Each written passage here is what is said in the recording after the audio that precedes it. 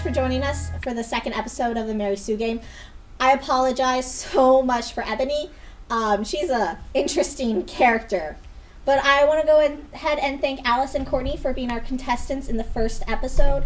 They competed in the Mary Sue tournament that we had on the Cannon Fodder podcast, and they agreed to compete for the first episode as kind of a consolation round. Hey, wait a minute. If they get a consolation round, why don't we? We lost. Yeah. I mean, our rounds were basically rigged against us. It's not fair at all.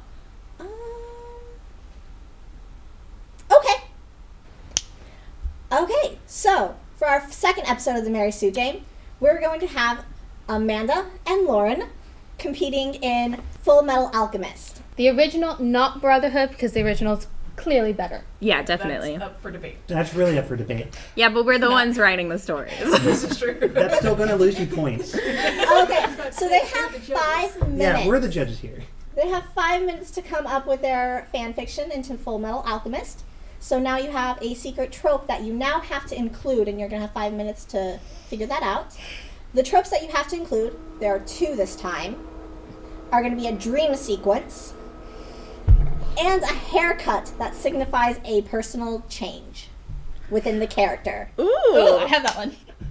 already in it? Not quite. You're like, I got this. All right, so I'm going to go ahead and start the countdown. You have 5 minutes. And while y'all do that, we'll go ahead and discuss Fullmetal Alchemist and some things that we expect to happen in this fanfiction. Okay, so I'm not very familiar with Fullmetal Alchemist. Go ahead, what's this show about? The main characters are Edward and Alphonse Elric. They're brothers, right? They are brothers. Edward and Elle are very gifted in alchemy. Mm-hmm. So when their mother dies, they try to resurrect her, and it fails miserably, putting Al's soul into an ancient suit of armor, and Ed loses his arm and his leg. To be fair, Al's soul didn't just, well... Al's soul wasn't automatically put in it. Edward had to seal him into the suit. Because Al decomposed in front of him. Yeah. Yes. That's some childhood trauma. It gets a lot more graphic in Brotherhood, but in the original, it's still pretty... And it didn't really fail. It did what it was supposed to do. It did what... They resurrected her, but not... I wouldn't call that a success. It resurrected her, but as a giant mound of flesh and organs. Gross. Yeah. Look at Izzy's face. She's like horrified over there. It's a lot. I mean, her ribcage was on the outside of her body. I think you can... So what are some tropes that you think Amanda is going to utilize? I think she's going to utilize the glasses. Once the glass falls off, she's beautiful because she does it every single time. Oh yeah, that's a given at That's this like, point. she Definitely. hates that trope so much, she uses it every time. It's a good mocking way. Okay, sure. I believe you. With Amanda, I've pretty much come to expect just the world to end and explode.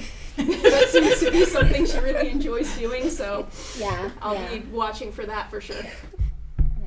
What about Lauren? Are there any tropes you expect her to use? Kind of like a heroic, I'm gonna follow my sword and save the world kind of thing. That's what I expect from her Sacrifice, yes. Yeah, They're always she seems to do a lot of self-sacrifice tropes. What can I say? Yeah. Now, to be fair, I think this is my first time judging either of them, so I'm just going to wait and see. Okay.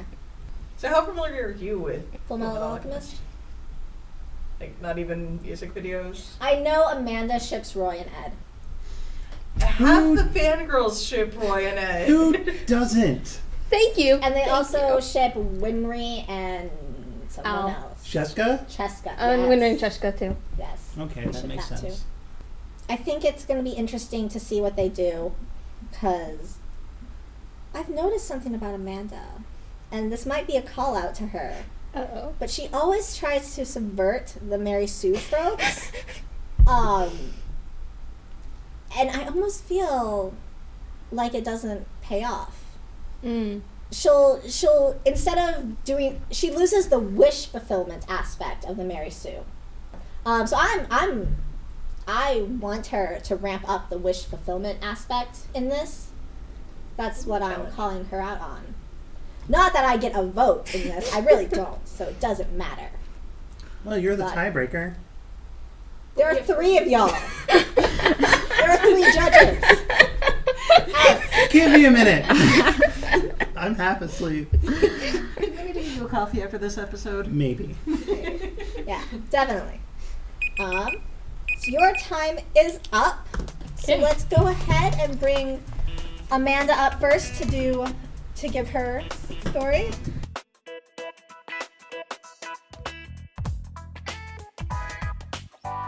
Alright, so my Mary Sue starts off in the show, so Ed is about 15. He hasn't really discovered much about the homunculi yet.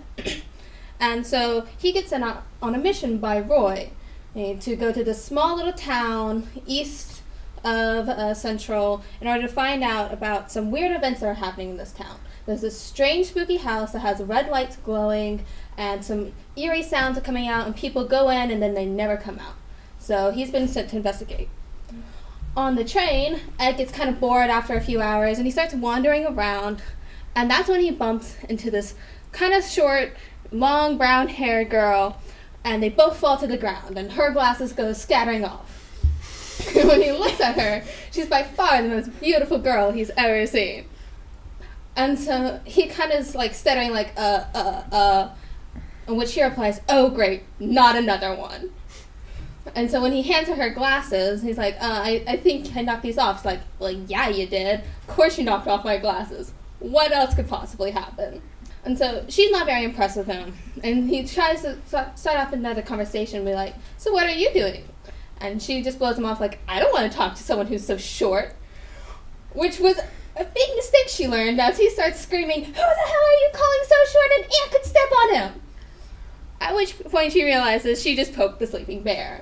And Al comes running because he hears his brother screaming and he knows murder is about to happen if he doesn't step in. So he comes and he picks up Edward and he takes him back to their seat. All the while Ed is punching and screaming, yelling, how dare you call me short? And so that's the end of their fun encounter. Or so they thought. Later when they get into the town, Ed is going exploring and he finds a big spooky house. It kind of has like fog around it. And there, standing, is that girl he bumped to on the train. Now, he's still really angry, but Al keeps telling him, just let it go, brother, just let it go. And so he approaches her and is like, what are you doing here? And her response was, what are you doing here? He's like, well, I'm investigating. And her reply is like, well, so am I. I want to know what happened. My little sister walked in here, and now she's gone. And so they both, after a few minutes of arguing and squabbling about who's going in and who wasn't, they both decide to go in together. And they see this, and they go into the house, and it's all kind of like falling apart, and it's really like broken, and everything's covered in dust and cobwebs. And eventually, they see a room that has like a light coming out, and they're like, why is there power? And so they both start going over there and exploring. And in the room is a little girl and her dog. And Ed screams, Nina, and starts running over because she calls out, come play with me, big brother. I'm terrible. I'm a horrible human being. You're a horrible human being. In the best ways. Oh, And God. so Ed, completely hypnotizes, goes over and he starts making a flower crown for Nina and it puts her in her hair. And she exclaims, the magic flowers. The Mary Sue, of course, is not under the spell. She doesn't know who this little girl is. She's like, why do I care about some little girl? And so when she notices that Ed's not responding to her anymore, she leaves. And so she goes and keeps exploring. And now she keeps going down the hallways and there's nothing around. They're just broken rooms and covered in cobwebs and dust.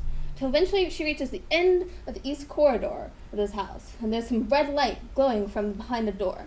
And just as she's about to open the door, Nina pops up. And she's not happy anymore. She's not the smiling little girl. She tells her, she's like, you can't go in here. You're not allowed in. The Mary Sue and Nina start fighting, and because she's trying to get in the door because she knows there's something behind this door that she needs to get to in order to get out of the spooky house. But she can't overcome Nina, and so she's calling out for Edward to help. But Edward's still enthralled by the little girl, and so she can't. And she's fighting and fighting, and with her last cry, because Nina's strangling her, she calls out for Edward. And that last cry is the cry that wakes up Edward out of his enthrallment and comes to her rescue. And so as they're going, and he manages to tackle Nina down, and they both break into the door. And as they see the giant circle, and it's glowing red, and so they both rush over to the circle, and Ed slams his hands down on the circle and disrupts the circle. And so, which breaks the spell. All of a sudden, Nina disappears and says, "Goodbye, big brother." And then so the house starts crumbling down, and they both be like, "We gotta get out of here!" And then they both just immediately faint.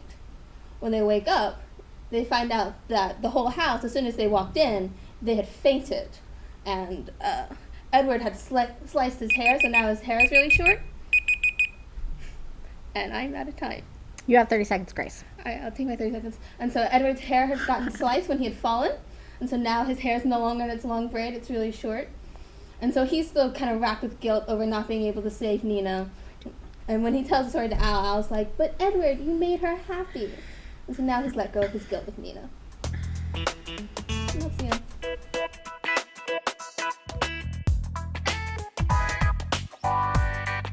So mine's kind of like a crossover, which I've never really done before.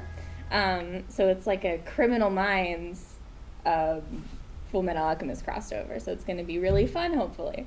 So I am with the BAU version that they have in like the capital. So it's like basically the same thing. There's I get sent off on a mission or on a case with Dr. Reed, and we kind of have a thing. Like we're kind of like every once in a while we hook up, and like it's real low key though. So we go out and we go to this small town where a bunch of children have been like going missing and no one can find them. And when we get there, it turns out that Ed and Al are already investigating the case. They've already like been talking around and they haven't found anything, so we decide to team up. And it turns out that Ed and I also kind of have like really strong chemistry. Like every time we're alone together, we're like almost kiss, but I'm like, no, I'm with Reed, and I like fight it for a really long time. So we go around and we talk to all the townspeople about like what's going on. We talk to like a woman named Robin who owns a bakery and she doesn't know anything. And we talk to like Izzy, and she's like she's convinced that it's ghosts. So we kind of like don't follow up on that lead. And at one point, a little girl runs up to us, and she says that her cat is missing, and she's really freaked out about it. She's like, my favorite kitty is missing. Can you please help us find her? And I really want to help find the cat. I'm like, it's not going to take us a long time. We can at least help this little girl like feel better because all of her friends are like going missing. And Reed's like, no, we have like a more important case. Like people are dying, not just cats. Like we cannot do this. And Ed's like, we should definitely like follow up. Like Lauren really wants to do this, so we should like, indulge her, I guess, a little bit. And Reed and Ed get into a really heated argument, and they're like arguing about what would be best for me and then it turns into like a fist fight, and they knock each other out. And while they're knocked out, I run and I go start looking for the cat, and I find the cat in this laboratory. And it turns out, that somebody had been recreating all of Dr. Tucker's experiments, which is really horrifying and terrible because it's like 30 children. It's like a lot of kids and a lot of animals. That's sad too, I guess. What is it with y'all? I was like, I'm gonna make it fun this time, and I didn't.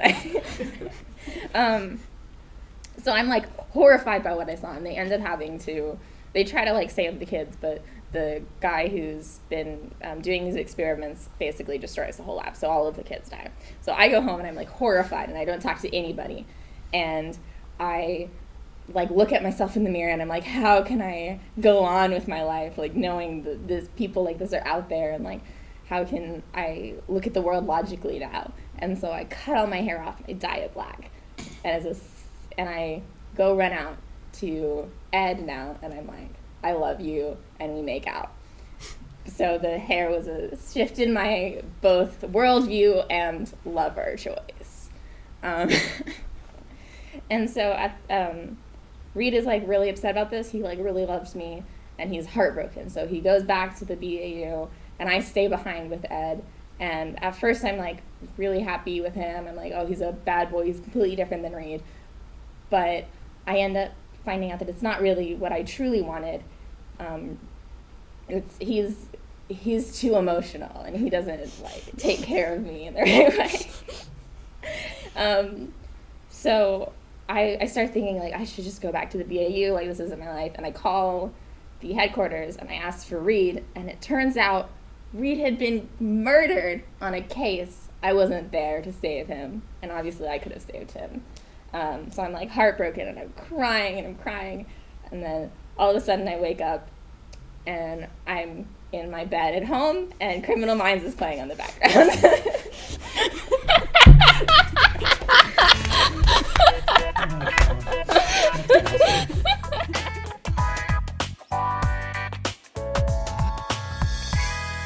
Courtney, what did you think of Amanda's? It was really, really funny. I loved how you brought in Dr. Tucker and Nina. That was heartbreaking. I love their interaction. I love your use of tropes. What was your favorite one? Favorite trope she used? For some reason, I know you hate it so much, but I do love the glasses trope. It's a good gag. It's a good gag. Great gag. I really like that you gave Ed that sense of closure with Nina, and I thought that was a really nice thing to touch on. Mm-hmm. It was kind of my favorite thing. Yeah, I also liked that everything didn't turn out fine in the end, but that the transformation allowed him to let go of his guilt. And I also liked the cliched Mary Sue trope of like they bump into each other, glasses come off, then they start off hating each other, and then they have to work together. And then they come enemies to to an lovers. understanding. Enemies Yep. to lovers. Now, Courtney, what did you think of Lauren's fic? Criminal Minds was a brilliant touch, especially Dr. Reed. Too big for those up for that. I love the fact that basically your entire Mary Sue story was just one big fever dream. Yep. I love the fact that it was a dream. I forgot about that trope until the end. I was wondering, when is this dream sequence going to come into play? I was thinking, like, is she going to do the cop-out of the whole thing's a dream? Oh, you heard Of that? course I was. Amanda said that Lauren's fic was a cop-out. Well, that's what you said that we couldn't do. I remember when you told us about this trope earlier that you're like, you could do the cop-out. I don't want to hear it. That was I was going to do that too. And then, I zagged on you. It did it anyway. How do you think the tropes were utilized? Do you feel like someone had an edge over the other when it came to the utilization of the secret tropes? I do like the way Amanda played hers a little bit better. Just because of the hair cutting. For one thing, it wasn't her Mary Sue specifically, which is a nice subversion of the trope. And for another, it was a genuine, not overplayed, emotional response. Okay, yeah. Well, I have some pins here for y'all, so if y'all would like to write down who you vote for to be the winner of this Mary Sue battle. Pick her up then. The tropes that y'all are going to be judging on is going to be adherence to canon, originality, personal life details, and overused tropes. So go ahead, just based on all of them, you can choose one winner. You can pass them to me, and you're done.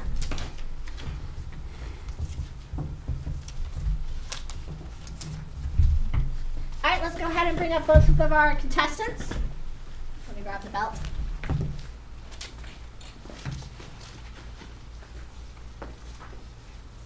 Okay. I have this in many hands. Let's go. All right, and so the winner of the second episode of the Mary Sue game is. Well, I should have done this better. Lauren! Congratulations!